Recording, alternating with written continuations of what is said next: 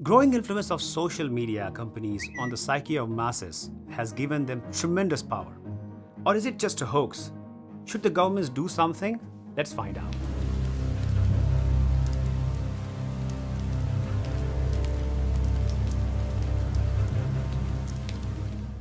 Now, let me start by telling you an interesting story.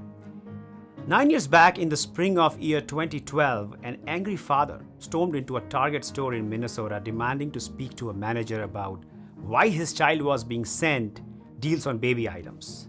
Now, the manager took a look at the mailer and apologized to the man for the advertisement for maternity clothes and nursery furniture, which was addressed to his daughter, and promised to notify the headquarters of the mistake. A few days passed by, and the manager called the father back to apologize again. But to his surprise, the father was the one saying sorry. Apparently, the daughter was indeed pregnant, and no one in the family knew. Now, the big question is, how did Target know a girl is pregnant before her own father? How come a retail giant knew such a minute detail about a teenager while her own family, which she spent all her time with, didn't know a thing? Well, it turns out apparently 9 years back, Target used to use something called as coupon targeting, which tracked purchases, demographic information, and other stuff to send customers deals related to their anticipated needs. So when the teenagers started buying, multivitamins, fragrance-free lotions, clothes, Target was able to correlate and predict that she was expecting a baby and send a bunch of deals for her future purchases. Now you would think, why am I sharing this story with you? Well, first of all, this story is more than 9 years old. And since then, statistics and data science has evolved many folds, which means that set of variables which enabled large companies' profile users have gone bigger. Now, data footprint of normal users has gone exponentially high. What all this means is that these large companies, and especially the social media companies, know a lot more about you than you may think. I guess in many terms, they know more about you than you yourself. Now, this story is a harmless example, but what if your behavioral traits are used to systematically train you into a habit without you even noticing?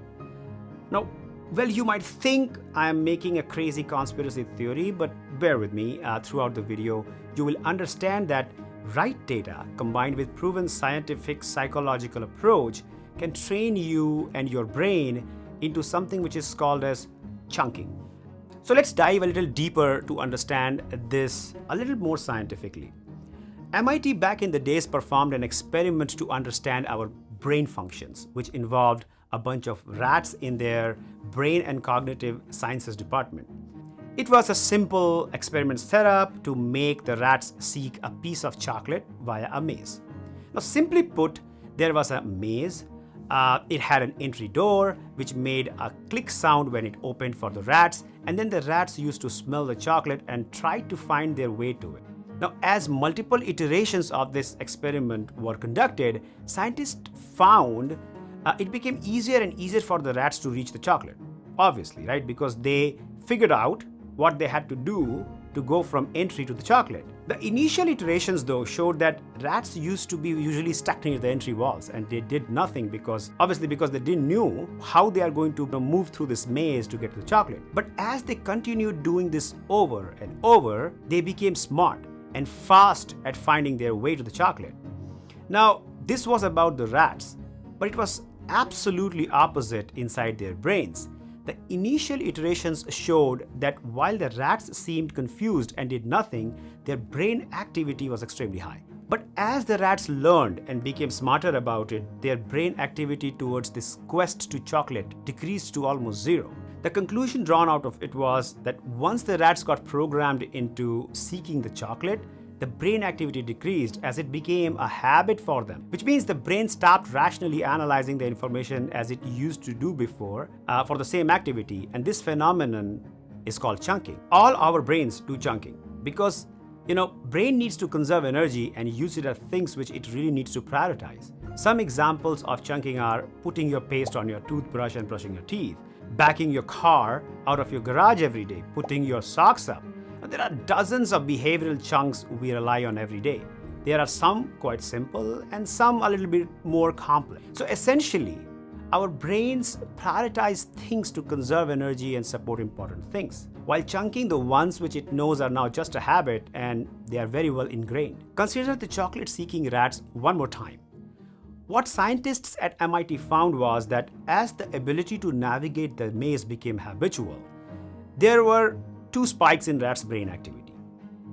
Once at the beginning of the maze, when the rat heard the click sound right before the barrier slid away, and once at the end, when the rats found the chocolate. Now, those spikes show when the rats' brains were fully engaged, and the dip in the neural activity in between the spikes showed when the habit took over. From behind the partition, the rat wasn't sure what waited on the other side until it heard the click, which it had come to associate with the maze. Once it heard the sound, it knew to use the maze habit and its brain activity decreased. Then at the end of the routine, when the reward appeared, the brain shook itself awake again and the chocolate signaled to the rat that this particular activity was worth remembering. What it proved was that the process within our brains that creates the habit is a three-step loop. First, there is a cue, trigger that tells your brain to go into automatic mode. And it also helps you identify which habit to use. Then there is a routine which can be physical or mental or emotional. And finally, there's a reward which helps your brain to figure out if this particular loop is worth remembering for the future.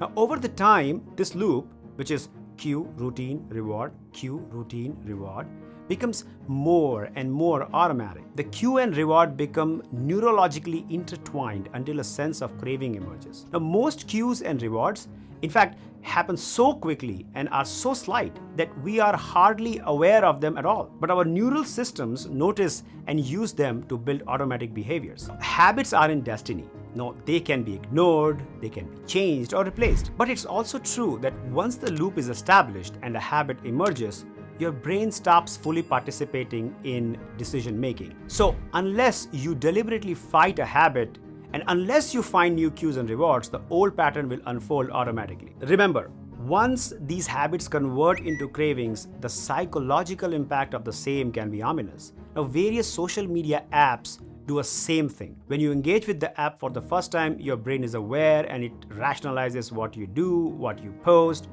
your activities tracked. Then you noticed others engaging with you via likes, retweets, shares, comments, etc. And that becomes a reward. As you keep doing it over and over, it creates a craving for you to continue to engage. Once the craving increases substantially, you get hooked. Over the past decade, the amount of engagement people had with their mobile devices increased by a whopping 1500%. In fact, a study showed that most people would spend almost 9 years of their life hooked to mobile phones. Out of these, almost 78% of the time is spent on social media apps. It's a huge amount of time. And when you use this much of time on consuming and sharing a ton of data, the habit becomes completely inseparable from you. Most of these social media companies use your data to profile you, track you, trace you, and use your data to present targeted content to you, to advertise content, and moreover, to understand how do you bias yourself when you consume content from them. For example, just look how much data Facebook, WhatsApp, and Twitter collect, which is directly linked and is owned by you. I really fail to understand why these platforms need so much of data. For example, why does WhatsApp needs to know about my purchases, my physical activity? It's so much of information that it tells all the history, present, past, and it also enables them to fairly and accurately predict your future. Remember the story which I narrated at the start of the video? Back then, only information they had was the purchases, and they could predict the teenager was pregnant. Today, your entire digital life is an open book. Now, things get really concerning when these platforms insert their own biases into how their platforms function. With the power they have, they can influence a large population to do what they want. And that's where things get a little bit worrisome. So to summarize, first, put the user into a habit. Second, convert this habit into craving. Third, collect extensive amount of data and create data-driven patterns. Fourth, insert your own biases. Fifth, influence the collective thinking and actions of the large masses. Now, if this doesn't sound serious to you, what does? Now, the moot point. What should the government's role be in all this? A democratically elected government must always think first about its citizens. A country is nothing but its people. This much of control on the psyche of masses can result in deep repercussions. In my opinion, the rules which the government currently have are really insufficient. It needs to be tightened up, and proper guardrails need to be set up for data privacy, its security, and its storage. I think it's time for the government to institutionalize proper study and create standards and protocols for regulation of data collection, regulation for data transfer and storage. There should be complete transparency around data usage, users onboarding, permissioning, and how the soft assets such as photographs and content are used. And finally, the most important thing, content management, moderation, and censorship. You see, these few points are very important. Without proper regulation, we could create these monopolies which may control the end-to-end psychology of a large nation such as India or United States. I think it's time for a proper digital data regulatory step. I don't think anyone amongst us wants to become the chocolate-seeking rats. So God bless us all. See you in the next one.